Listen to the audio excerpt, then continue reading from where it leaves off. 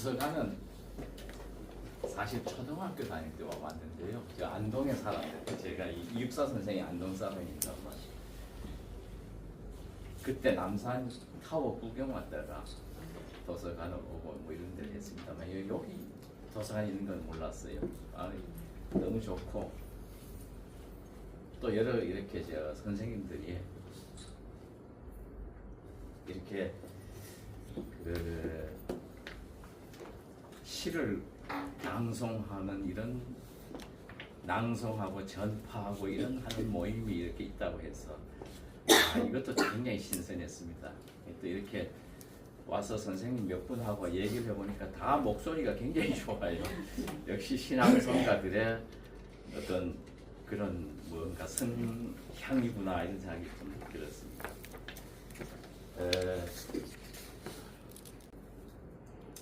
그 이육사를 또 낭송하시면서 육사에 대한 좀 뭐랄까요, 시를 본격적으로 낭송하기 전에 좀 사전 지식이랄까, 육사의 시 창작의 원리랄까요, 육사의 어떤 삶의 그 태도, 방향, 지향성, 남다른 그 특성 이런 것을 좀 이해하시면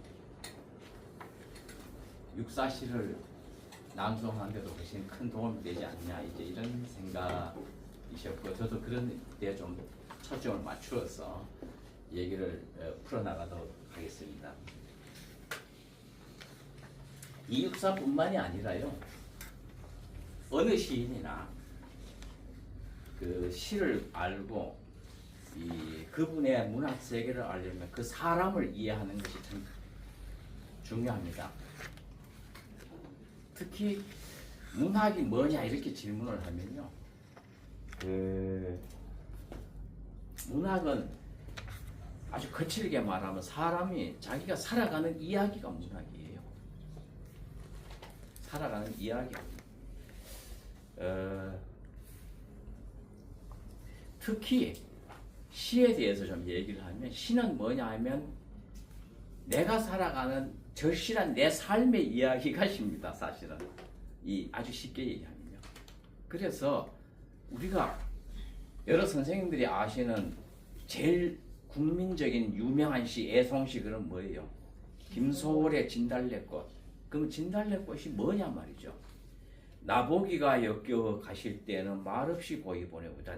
내 얘기죠. 내 사랑의 이야기야. 김소월은 1902년생입니다. 저 평안도 정주 출신이에요.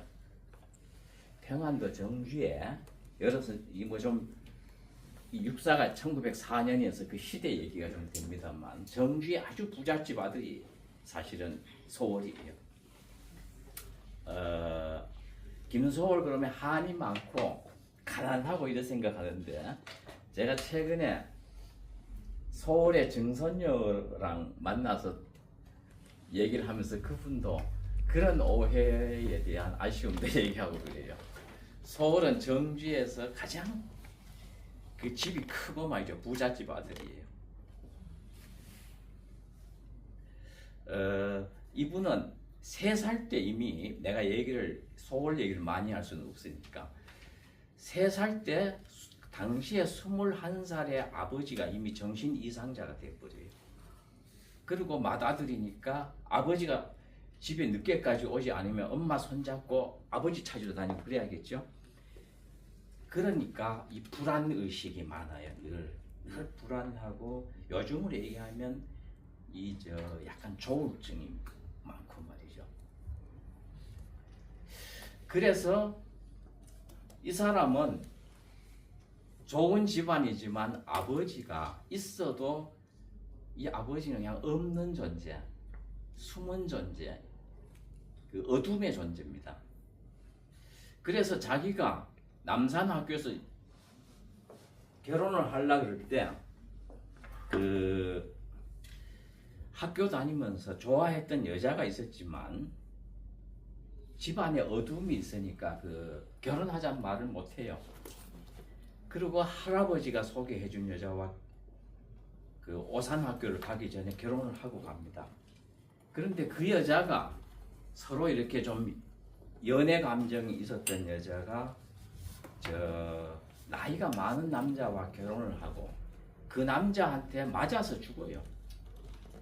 자, 여러분, 내가 오늘 시란 무엇인가 얘기하려고 엉뚱한 얘기를 좀 했습니다만, 이 마음 여린 이 소월이 말이죠.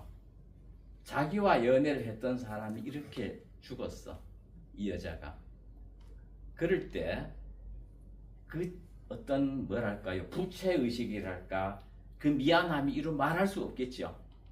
아마 나를 그리워하고 그래서 남편한테 죽었지 않았을까, 저는 그렇게 해석이 돼요. 이 소월은. 그럴 때 소월이 무슨 시를 쓰냐면 여러분이 아는 초혼 같은 시가 나와요.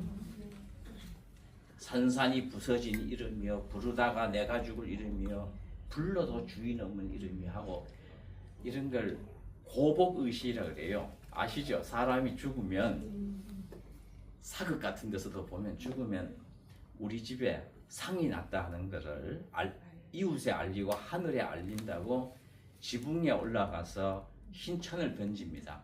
소리를, 사람 이름을 부르면서. 그래도 대답이 없어요. 그때부터 곡을 하는 거지, 사람이 죽었다고 막 바로 울고 그러는 거 아니에요. 대답이 없는 그 의식이 있다는 거죠. 그 고복 의식에 해당하는 것이 초혼이야. 근데 이 초혼에 보면 뭐라고 얘기하냐면, 부르다가 내가 돌이 될 때까지 너의 이름을 부르노라 그럽니다. 돌이 되어도 너의 이름을 부르노라. 보통은 사람 이름을 불렀는데 대답이 없으면 거기에서 이제 죽음을 승인하고, 그리고 그 다음 장례 절차로 들어가야 되는데, 죽었음을 내가 승인할 수 없는 거야. 내 주관적 심리론, 주관적으로는.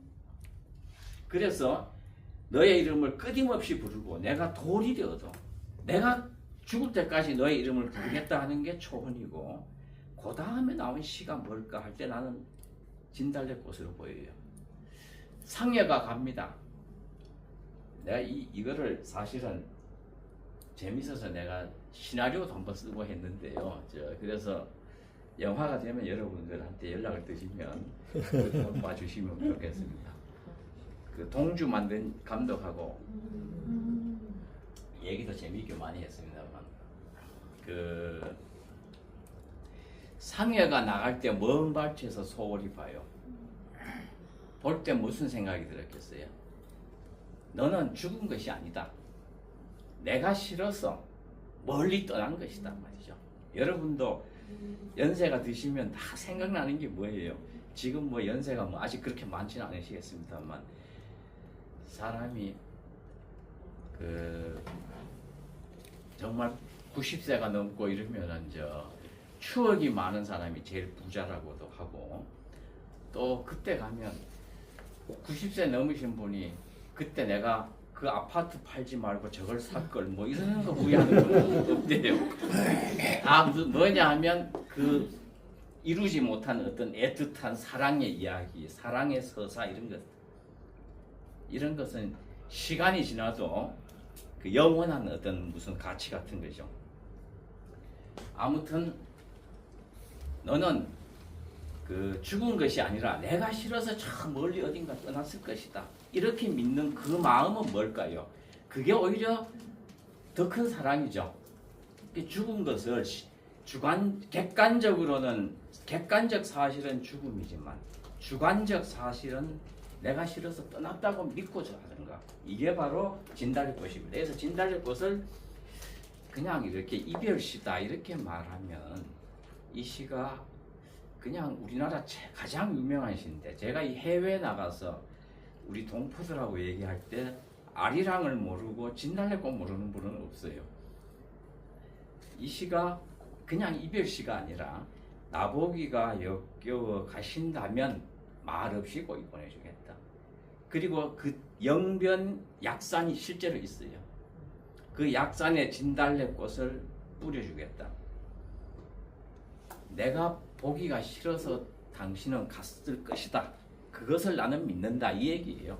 그러니까 내 사랑이 이 죽음까지 파고드는 사랑이야. 사실은 죽은 자, 죽음까지 파고드는 사람.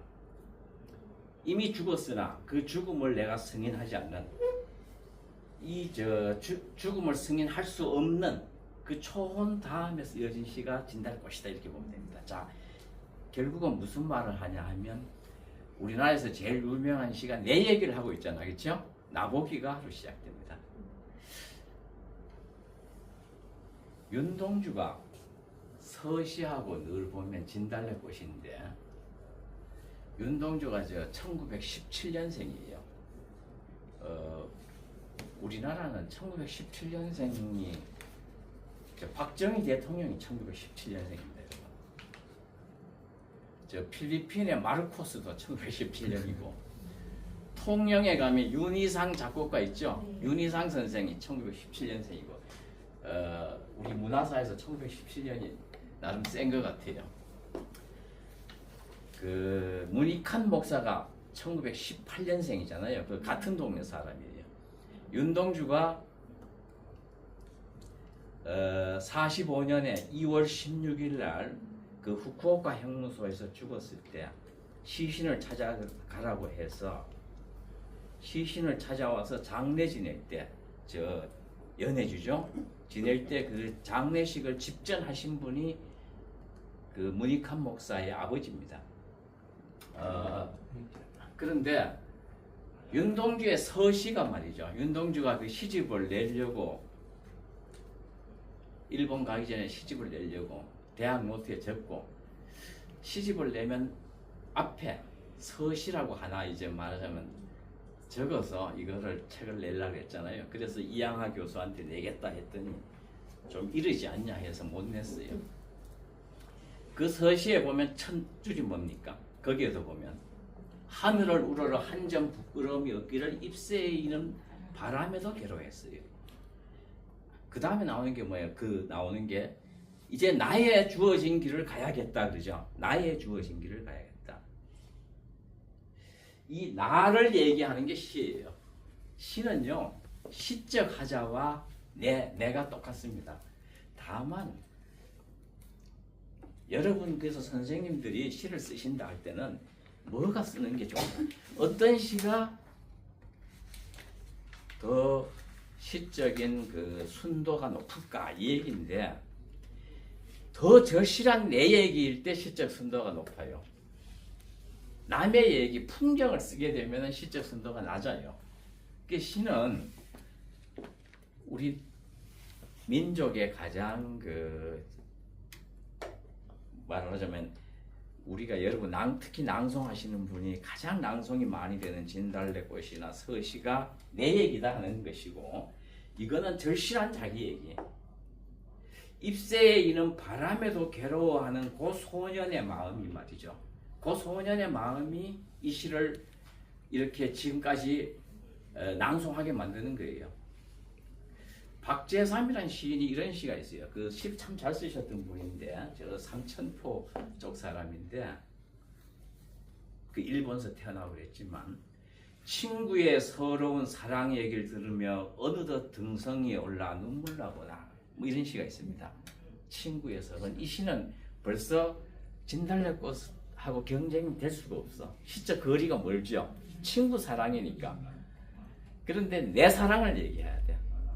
내 얘기할수록 더 시적 자아, 내 얘기의 절실함이 높을수록 가까울수록 그 시적인 순도가 높아지는 게 서정시의 존재 원리입니다. 이렇게 생각하시면 선생님들이 시를 쓸 때 무엇을 쓸 것인가, 어떤 시를 쓸 것인가 할 때 내 인생에서 가장 강렬했던 5분을 한번 생각해 보시고 그것만 생각하면 막 눈물 나는 그런 얘기 있잖아요. 시는 그런 것이에요. 그 찰나의 장르고 청춘의 장르라고 하는 것은 그만큼 절박해야 한다 이런 겁니다. 가령 황동규의 뭐 편지 이런 게 다 19살 때 쓰고 사실 황동규가 선생이 38년생인데 지금도 얼마 전에 시집이 봄비를 맞다 하는 시집을 내셨는데 저도 그 서평을 쓰느라고 잘 읽어봤지만 역시 지금 시는 그 18, 19세기 시에 훨씬 다르죠. 왜냐하면 이래도 좋고 저래도 좋은 거예요. 내 죽을 날 얼마 안 남았다 이런 마음으로 이 절실한 것이 없어요. 이 세상에 이미 다 살아봤고 이럴 때는 그 시의 밀도가 떨어집니다. 절실하지 않으니까. 그러면 한마디만 또 이 얘기 원래 이 계획에 없었던 얘기가 오늘 시작이 됐습니다.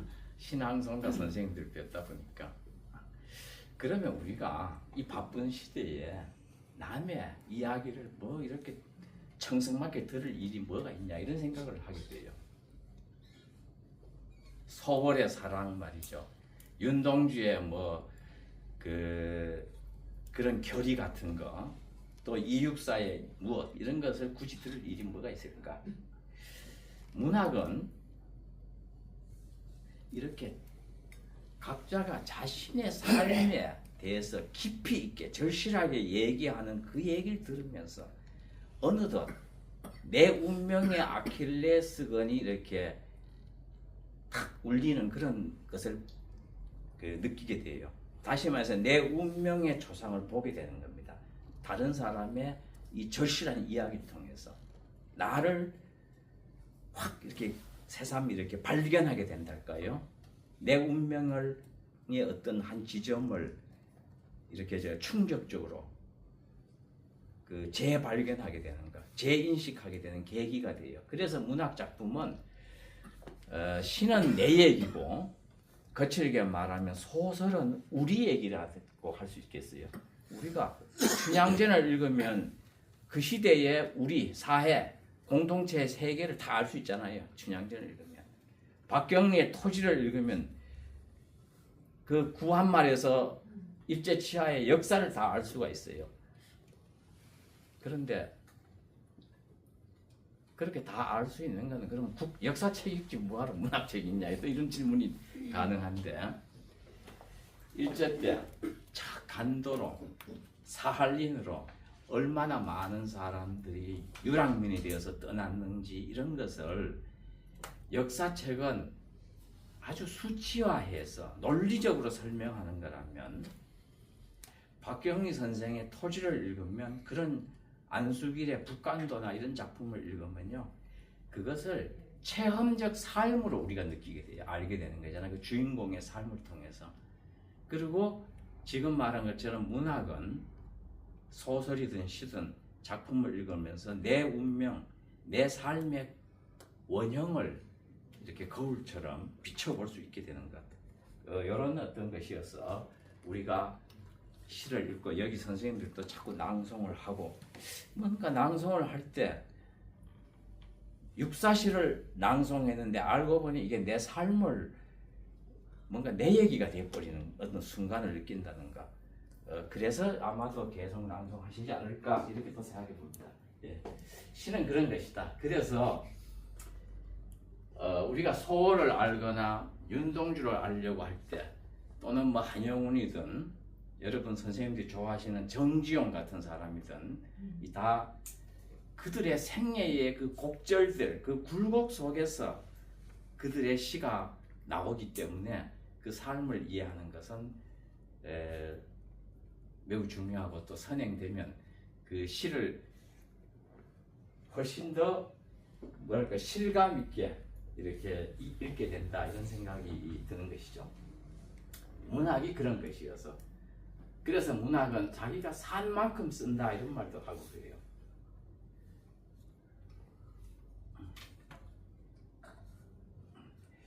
이 페이퍼에서 우리가 연보부터 한번 보도록 하겠습니다. 그러면 뒤에 연보 이 생애사니까요. 이 육사시는요, 그 선생님들이 중고등학교 때 어디서 들은 것 같고 그런 인물이죠. 그 이름이 이원록이에요. 원래 본명은. 근데 본인이 필명으로 육사라고 썼어요. 이육사. 이게 이름을 여기 선생님들 성함을 제가 보면 이름이 다 좋으시고 굉장히 다 뭐 저 아주 잘 살아오신 분들의 이름 같은데요. 이 육사란 이름으로는 잘 살기 어려운 것 같아요. 제가 생각하기에.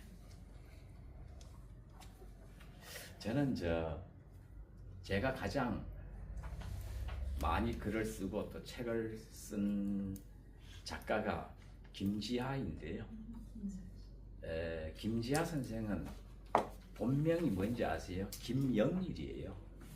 꽃불 영자에 한일자여서 한 송이 꽃이 그 사람 이름입니다.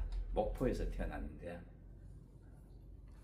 그런데 대학 시절에 시화전 하면서 그때 벌써 4.19 혁명 일어나고 뭐 이럴 때잖아요. 그러니까 5.16 혁명, 뭐 4.19 의거 이럴 때. 그리고 뭐 요약하면 운동권 시인이잖아요. 그러니까 둘러보니까 시화전을 하는데 지하다방, 지하이발관 뭐 이런 게 많아서 지하라고 했다. 이렇게 따지자에 아래 하자 썼어. 지하. 그래서 이분이 연세 들어서 김영일로 다시 돌아가겠다 했는데 이미 김지하로 널리 알려지니까 그 지하의 삶.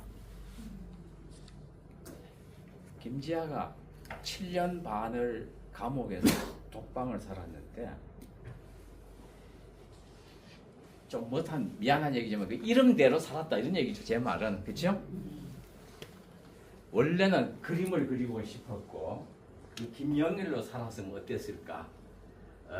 후기에는 그림 전시를 많이 했는데 주로 모란꽃 이런 것을 많이 그렸어요. 그런데 그 역사의 그 질곡, 어둠을, 그 터널을 그 혼자 이렇게 말하자면 정면에서 감당해야 하는 그런 역할을 맡았단 말이야. 그 지하의 인생을 산 거죠. 이 육사는 그 가령 이 육사의 동생이 이제 이분이 아들만 있는 6형제 중에 둘째인데, 이 동생이 이원일도 있고 이원조라고 하는 문학평론가가 있어요. 이 월북했습니다. 사회주의자죠. 그런데 감옥에 갔다 와서 수임 번호가 264번인데 이거를 필명으로 삼아서 이분은 감옥을 사실은 육사는 감옥을요 1904년에 태어나서 44년 1월 16일 날 죽었으니까 딱 40년 산 겁니다. 한 40살. 한국 나이로 41살이지만 40년이니까 선생님들 생각하기엔 참 짧은 인생이죠. 저도 나이가 40 됐을 때 그 40이 된 것을 막 그저 우울해하면서 옆에 사람들한테 얘기하고 그랬는데 지금 제가 올해 60이 됩니다만 40년은 정말 청춘의 나이다는 생각이 들어요. 근데 그때 돌아가셨어요. 27년에 첫 번째 감옥 갔을 때 264 수임번호 이거를 하시고 이분이 감옥 생활을 몇 번 갔냐 하면 17번 갔습니다. 죽을 때까지요.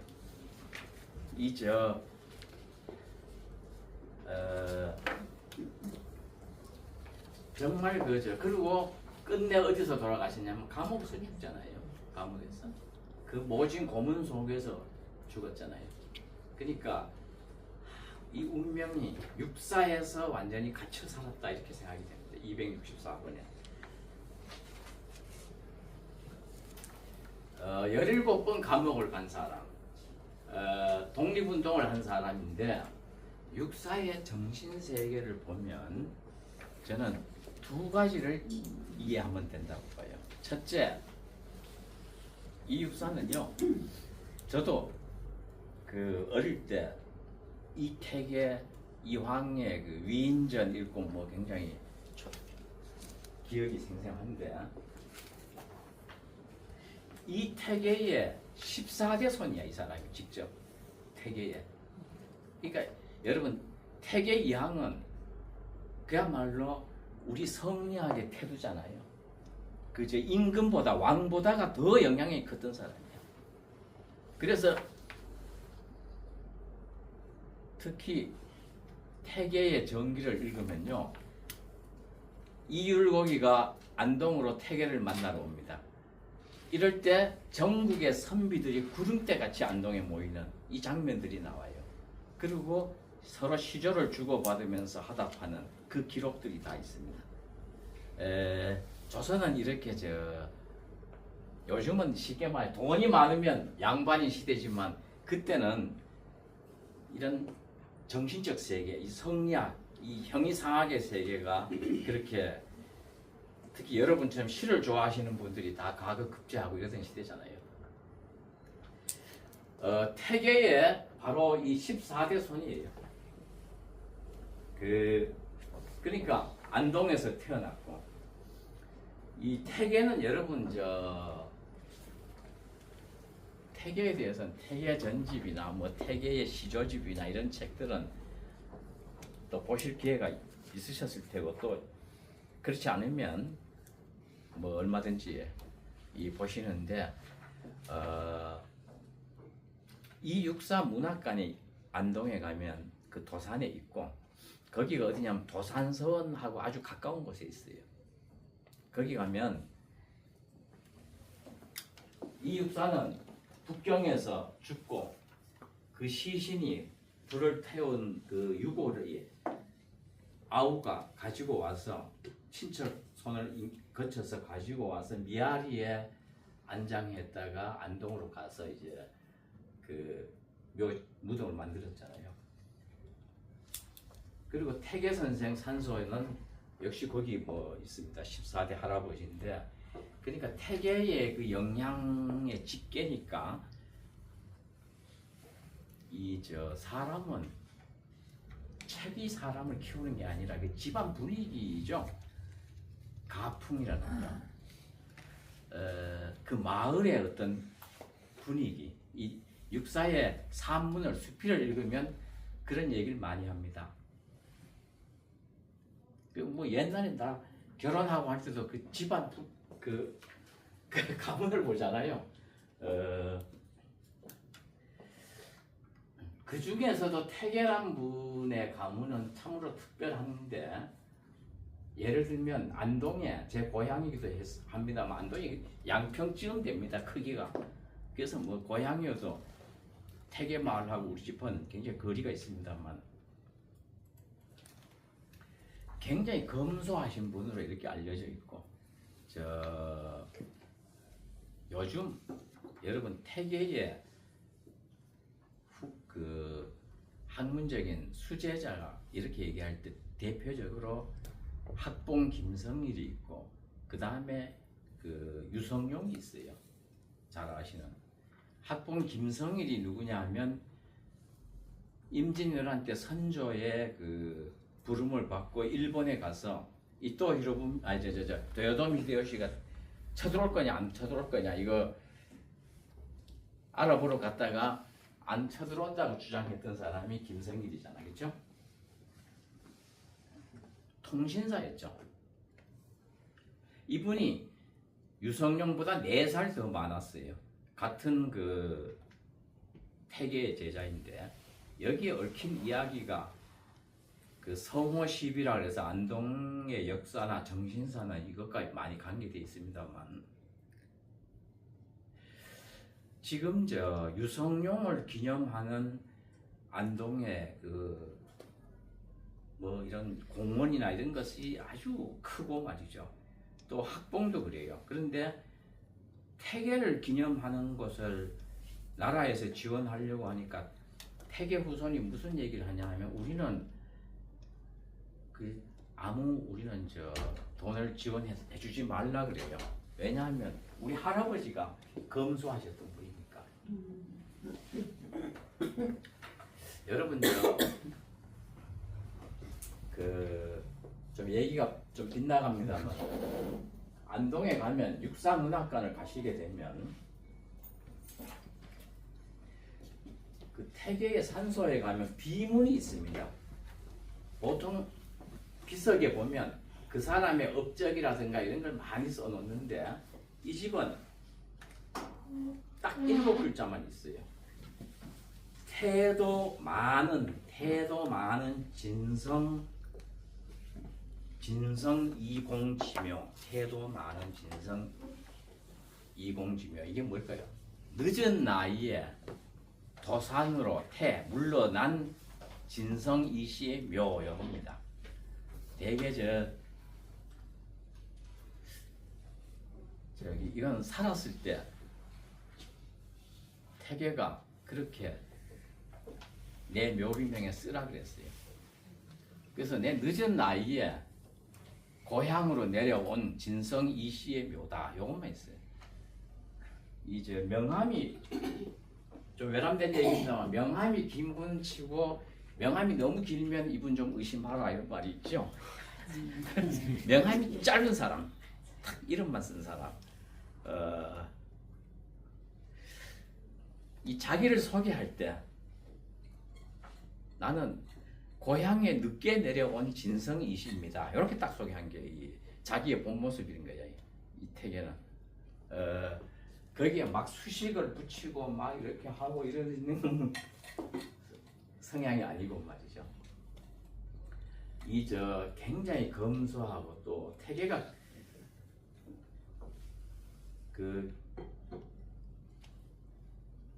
첫 번째 아내가 일찍 죽고 두 번째 결혼할 때 뭐 본의 아니게 재산이 많아지고 했지만 굉장히 가난했던 사람이죠.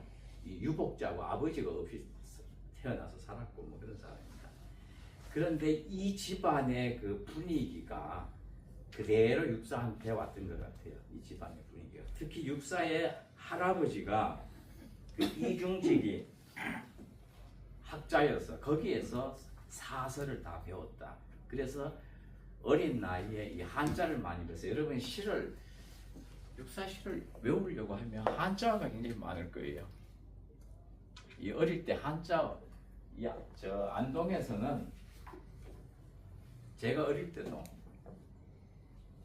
요즘은 모르겠습니다만 서울에 가서 돈을 많이 벌었어요.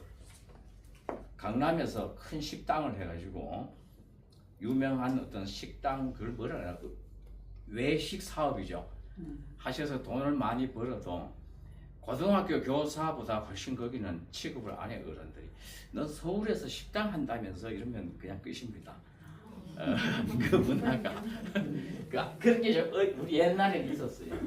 저도 외할아버지가 이 한학을 하셔서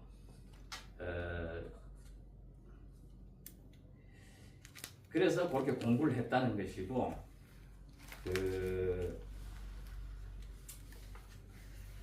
서울의 안동의 시내에 있다가 대구로 이사 가서 여기 제가 밑에 거기 첫 페이지에 보면 그 그림이 있습니다만 이게 육사가 그린 그림이에요.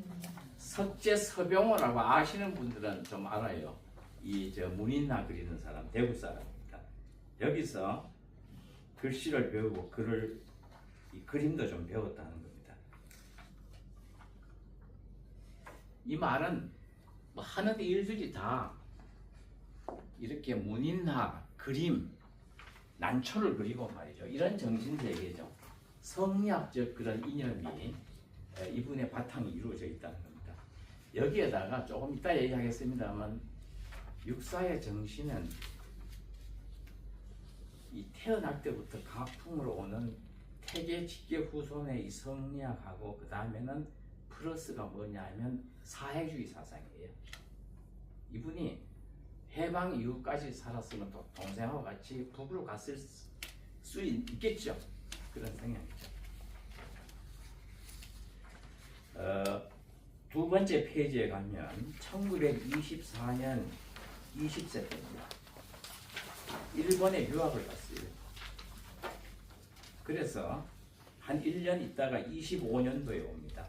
이때 일본에서 주로 배웠던 것이 여러 가지가 있겠으나 여기서 사회주의에 대한 학습이 좀 있었어요. 그래서 여러분 아나키즘이라고 들어보셨죠? 무정부주의자들. 이 아나키즘을 거친 다음에 공산주의자로 대개 갔어요. 흑우회라고 하는 것이 우리나라 아나키즘의 모임 단체가 있는데 거기 흑우회 일본 유학생들의 아나키스트들의 단체에 육사 이름이 들어가 있어요.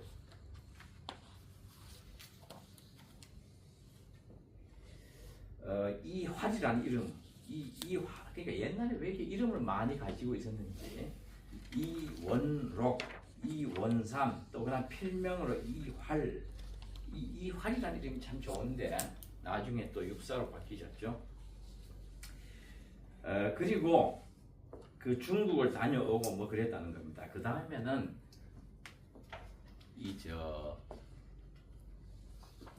여러분 그 우리나라에서 독립운동가가 제일 많이 나온 지역이 어딘지 아세요? 의외로 안동입니다. 보통 한 군 단위가 독립운동가가 40명 정도 나오는데 안동이 한 340명 이렇게 나와요.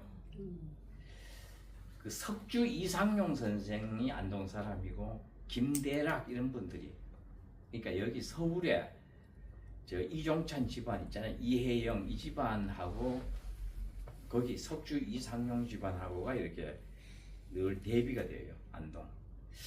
그저 미스터 선샤인인가 그런 드라마 있었죠. 거기 보면 집을 마당을 가로질러서 철도 놓잖아요. 길을 끊는다고. 그게 안동의 그 이상용 선생 집이 모델이었어요. 그 스토리가. 그런 어떤 환경인데 거기에는 성리학의 이념이 그 사람이 살아야 하는 성리, 이치를 얘기하는, 섭리를 얘기하잖아요. 이치. 우리가 경험 이전에 가지고 있는 이치, 궁리, 거경궁에도 이치를 얘기하잖아요. 이치. 자연의 섭리, 우주의 이법.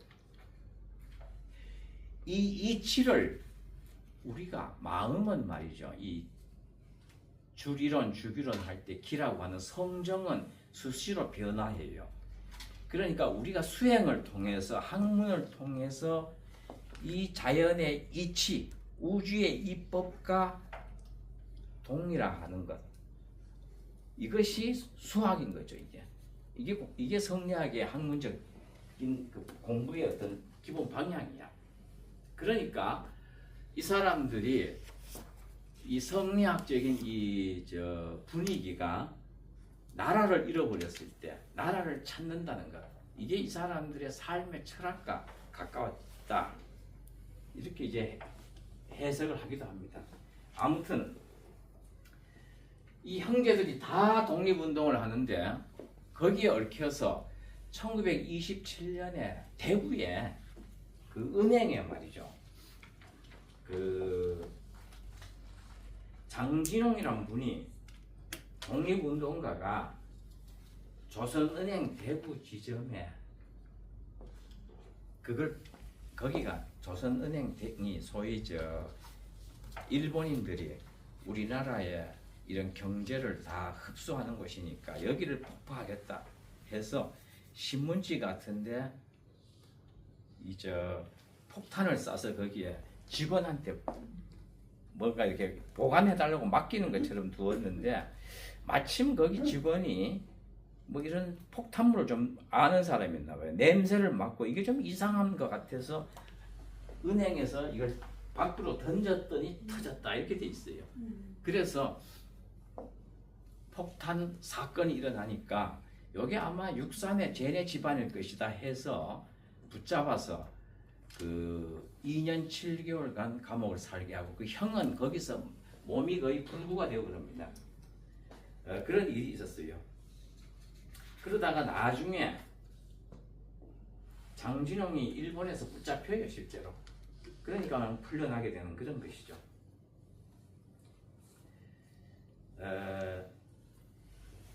이때 살았을 때 1년 7개월간 감옥 살 때가 이육사라는 겁니다. 그 다음 페이지로 한번 가볼까요?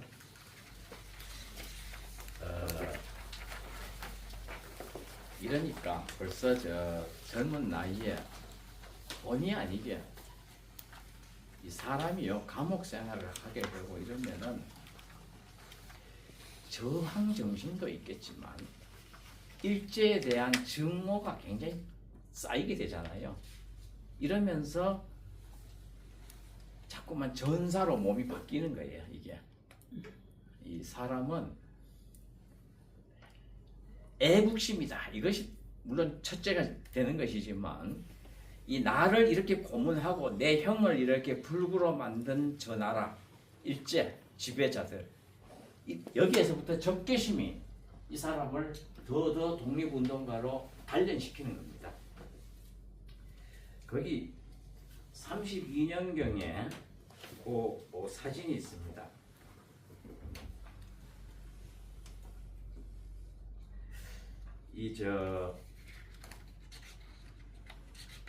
여기서 제일 오른쪽에 있는 그 안경 낀 사람이 육사예요. 32년경이니까 뭐 한 20살, 20 그때죠. 이분이 한복을 안 입고 늘 옷을 단정하게 입고 늘 저 양복을 입은 사진만 있는데 어머니가 그러니까 부인이 한복을 한 벌 집에서 만들어서 줘서 그걸 입고 찍었다. 그래서 요 기념 사진이 발견되었었어요. 그리고 요 사진을 찍고는 어디로 가냐 하면 중국으로 갑니다. 가서 32년에 조선혁명군사정치간부학교라는 데를 들어가요. 요게 뭐냐? 조선군사간부학교야. 여길 나오면 뭐가 되는 것이냐 하면 여기서 한 7개월 수학밖에 아니었습니다만 여기를 나오면 테러리스트가 되는 거예요. 여기에 교장은 누구냐 하면 김원봉이었습니다만 여러분 그 영화 있죠? 암살인가? 그 영화에 보면 김원봉이 잠깐 나오죠.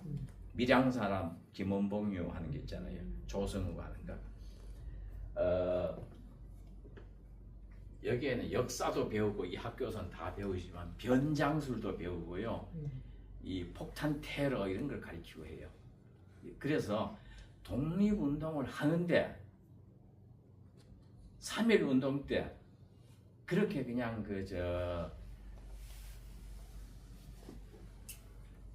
대한 독립 만세 외치고 그래 봐야 결국은 안 되더란 말이죠. 무력으로 싸워야 된다.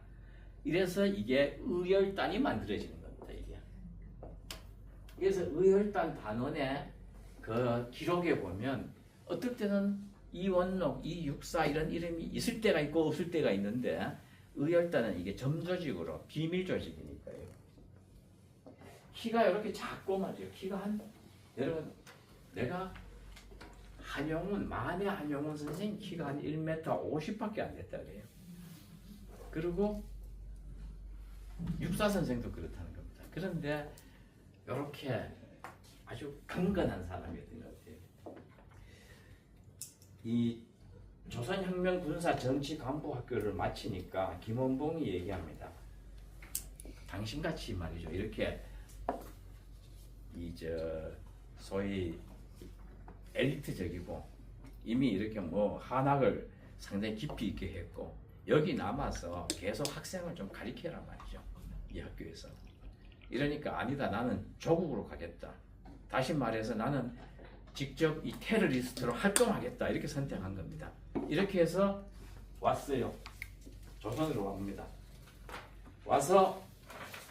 왔는데 그때 그 앞에서 졸업식을 할 때 연극 공연을 하는데 그 연극 공연에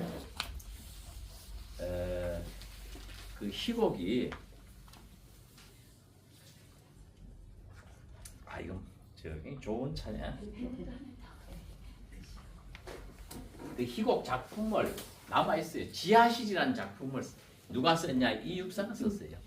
그래서 그걸로 공연을 했어요. 이 지하실이라는 작품은 뭐냐 하면요. 요 젊은 육사가 쓴 요 작품을 보면은 경성의 어떤 공장에서 지하실에서 노동자들이 일을 합니다. 공장에서 일을 하다가 라디오에 듣는데 라디오에서 조선혁명이 성공했다는 그런 라디오를 들어. 그리고 이어서 이 혁명이 성공이 어떻게 됐냐? 이제 농민들이 혁명에 성공을 해서 이 당시 소설이 그 최재서나 뭐 최서해나 이런 사람들 작품도 있습니다만 얘긴 즉슨 뭐예요? 농민들이 아무리 열심히 일해도 게을러서 가난한 것이 아니라 사회 체제의 이 구조 문제로 우린 가난하구나. 봄이 되면 늘 보릿고기에 시달리고 가을이 되면 농사를 지어도 그 뭐라 그러죠? 다 지주한테 갖다 줘야 되고 이런 거. 그래서 이 구조의 문제를 다루는 것이 소위 당시의 사회주의가 말이죠. 여러분 조정래의 태백산맥 이런 거 읽었을 때도 보면 뭡니까? 북한에 김일성이가 여러분 김일성이 1912년 4월 15일생인데 이 사람이 33살 때 그 원산항으로 들어와서 처음 단행한 것이 4월 46년도 3월에 한 것이 뭐냐면 3월 3일 날 공표한 게 무상몰수 무상분배제예요. 모든 땅을 다 빼앗아서 나누어 줍니다. 그러니까 북한의 시에 뭐가 나오냐? 나라를 찾은 것도 고마운데 땅까지 주시다니 이거예요. 여기서 남한이 술렁거리는데 특히 저 호남 지역이 곡창지대가 술렁거리지 않겠어요? 아무리 농사를 지어도 거기는 소수의 소위 지주의 그 저 행포가 심했으니까. 그러니까 평등이라는 그 말 한마디가 저 지리산 빨치산을 자꾸 양산시켰다 이런 얘기잖아요. 이 지하실이라는 작품을 보면 딱 그런 아주 단순 논법입니다. 그래서 노동자들이 주인이 되고 농민들이 이제 수탈을 받지 않는 사회를 만든다 하는 게 요체예요. 이런 작품을 썼습니다. 이거는 육사의 그 사고가 어떤 것인지를 좀 이해할 수 있는 거죠. 그리고 조선에 왔는데 와서 활동을 해야죠. 이제 막 테러리스트가 되어서 이 사람이 우리가 아는 그 암살이라는 영화를 이제 막 찍어야 되는데 붙잡혀 버렸어요. 누구 때문에? 처남이 일러 바쳐요. 처남이 이 사람이 처남도 누구냐 하면 그 같이 군사학교를 다닌 졸업생인데 이 붙잡혀서 취조를 하니까 이 사람이 소위 자백을 한 거죠. 그래서 그 많은 사람이 붙잡혀요. 그래서 엄청난 고문을 받아요. 이 고문을 받아서 나는 육사가 시를 쓰게 된 것 같아요. 그렇지 않으면 시 쓸 여가가 없죠. 이 사람은 독립운동을 계속하고 테러리스트랄까요? 그 일제와 싸우는 이런 일을 했을 텐데 그렇지 못했던 거죠.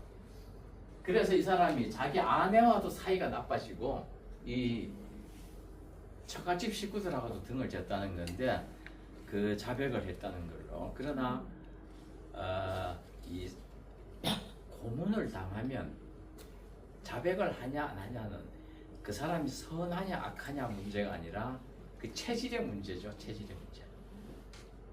그거는 막 사람이 손발톱을 뽑거나 막 이러면요 그 의지의 문제가 아니라 그런 걸 감당하는 사람의 그건 타고난 체질입니다.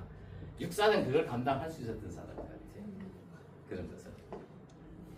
그때 여기 사진이 바로 그때 그 사진입니다. 처남이 안병철이었는데 여기 있는 이 사진이.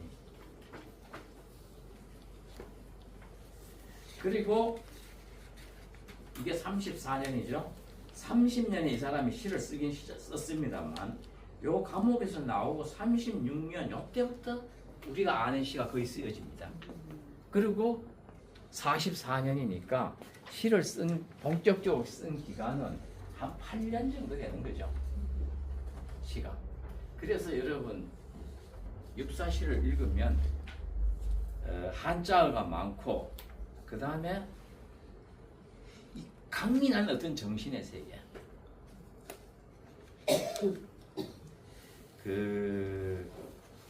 또 하나는 작품을 보면 느끼겠습니다만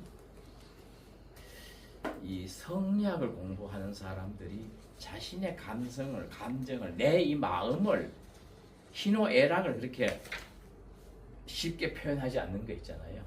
이 관조하는 거. 그러면서 이렇게 고통스럽고 이토록 힘들지만 그러나 내가 가야 하는 삶의 길이 어딜까? 이런 것을 이제 끝없이 모색하는 그런 시들이 많습니다.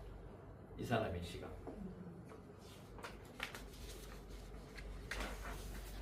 마지막 페이지를 가봅니다. 이 마지막에서 두 번째 페이지가 41년에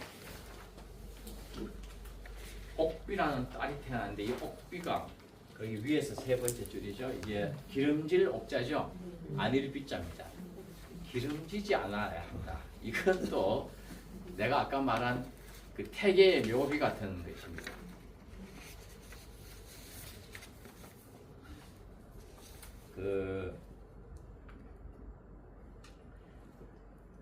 이렇게 기름지지 마라 하는 게 자기 딸의 이름을 어떻게 이렇게 지었을까? 가난하게 살아라. 이게 청빈해라. 너의 욕심을 추구하지 마라 말이죠. 이런 뜻이죠. 이 옥비가 지금도 이분이 41년생이고 지금 살아 계세요. 그래서 육사문학관에 가시면 이 옥비 여사가 나오실 겁니다. 그리고 어머니와 형의 소상에 참여하려 왔다가 붙잡혔다 이렇게 돼 있지만 그냥 소상에 참여한 게 아니라 이분의 그 친구가 여러분 신석초 시인이라고 저 충청도 서천 사람이죠. 친구인데 이상하게 이 사람은 육사는 대화를 하다가도 어디 가고 갑자기 없고 말이죠. 그러다가 나타나고 이런다는 거예요. 이게 뭐냐 하면 그 의열단의 점조직들이 서로 이렇게 그 말을 아끼면서 접선하고 이런 거죠. 그래서 친구이지만 좀 이렇게 경외감 있고 이런 사람이에요. 그래서 국내의 무기를 반입하는 이런 일들에 그때 집중해서 관여했을 것으로 보이고, 그래서 그 형과 어머니 소상에 왔다가 붙잡혀서 여기 동대문 형무소에 있다가 그 딸이 그때가 4살이죠. 4살 때 만났다는 거예요. 그래서 포승줄에 묶인 아버지를 봤다 하는 것이 이 사람의 기억에 있어요. 그리고 아버지 갔다가 올게. 이게 이제 마지막 말이었다는 겁니다. 그리고 이 붙잡아서 어디로 갔냐 하면 당시에 저 북경에 있는 일본 영사관에 있어요. 북경에. 거기에 형무소가 있어요. 거기에 가서 말하자면 뭐 고문을 당하고 그랬겠죠.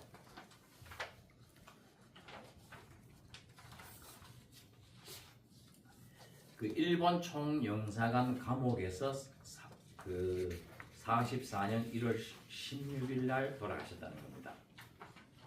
그리고 이병희라고 하는 그 친척인데 이분은 늦게까지 살아 있었습니다. 여자예요. 이름이 이병희가 남자 이름 같지만 이분이 이제 갔더니 시신이 있더라.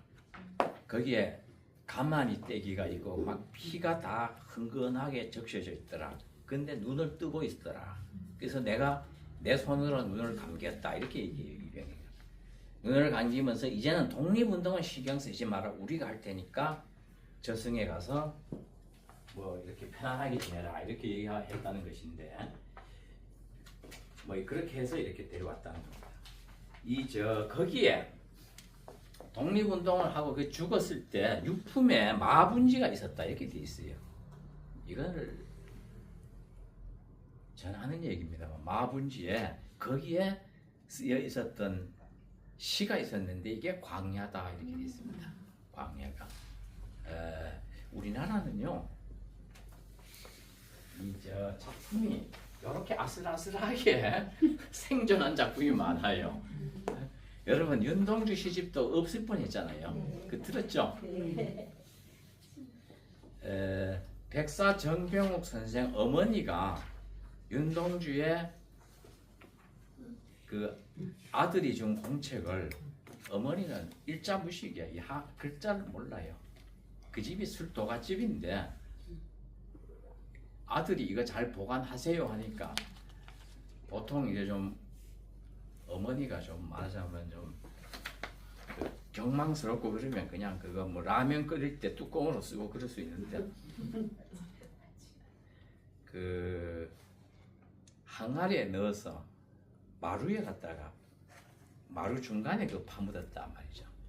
그리고 윤동주가 죽고 어머니 그때 내가 맡긴 그 공책 그거 어디 생각이 나서 물었더니 호미를 들고 가서 파오는 겁니다. 이게 이 옛날 어머니들이 이렇게 참 아들에 대한 이야기가 간단치가 않지요. 요즘 대학생이 흔해서 뭐 대학생 아들이 이걸 잘 보관하세요 그러면 그렇지만 옛날에는 아들이 그렇게 대학생 아들이 얘기하면 그거는 참 간단치가 않았던 것 같아요. 육사의 이 광야라는 시는 육사의 대표작이고 제가 보기에 이 육사의 절정, 광야 요 두 편은요 고은이나 김지아의 어떤 시보다가도 훨씬 더 높은 경지에 가 있어요. 어째서 그럴까? 제가 아까 시는 자기 얘기를 하는데 절실하는가? 이 사람이야말로 뭡니까? 그렇게 17번 감옥 갔다 오면서 그야말로 한 발 제게 디딜 곳조차 없잖아요. 이럴 때 비명처럼 쓴 것이 이 사람 시여서 절실함의 그 순도가 훨씬 높은 거죠. 그래서 이 절정과 광야의 이 시는 우리 그 지사의 어떤 언어로는 우리 문학사의 시사의 지금까지도 가장 높은 경지에 올랐다 이렇게 말할 수 있습니다. 이런 겁니다. 어때요? 한 5분 쉬었다가 20분만 더 하고 15분